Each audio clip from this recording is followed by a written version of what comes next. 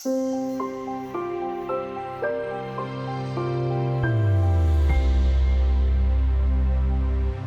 there. You can't get away from social media these days. It's part and parcel of modern life.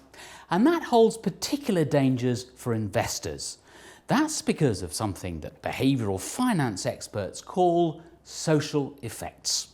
We will habitually place more trust in somebody we know than somebody we don't know. So somebody we know gives us a share tip, we're more likely to act on it, to believe it.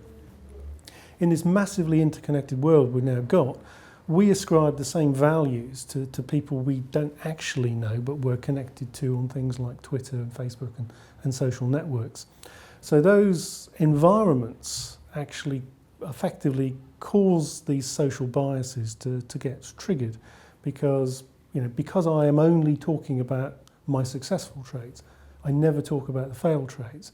If I've got a lot of connections, people will naturally think that I'm a good investor. So I produce another tip and then people will start trading on that. And these network effects do happen.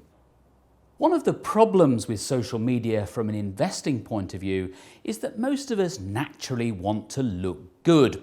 We certainly don't want to advertise our mistakes. We all kind of want to look good.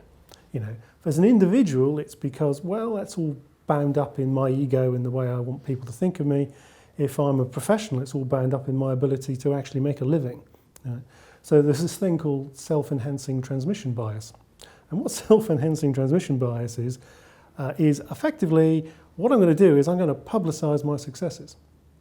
But I'm not going to talk about all those trades that went wrong. I'm going to kind of forget about those and not talk about them.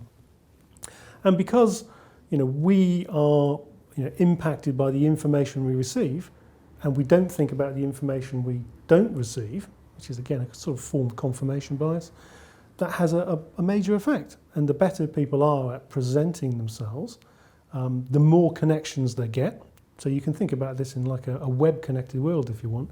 The more connections they get, and the stronger those connections, the more that information gets spread out to people. And then you get secondary effects because I tell you, you tell somebody else, they flag it to somebody else who tells you again. You get hit with the same information twice, but that actually has double the effect. In short, if you trade on information you find on social media, you're effectively trading on bias. So be aware of the dangers and certainly don't act on a social media post without first thoroughly checking the facts. We can't avoid being connected to everybody else. We can't disconnect ourselves and sit in a back room. So we have to be aware of it. Ultimately, you just have to continue to go back to the source information. Don't take anything as read. Don't believe anything you're told unless you go back and check it yourself. Thank you for watching. Until next time, goodbye.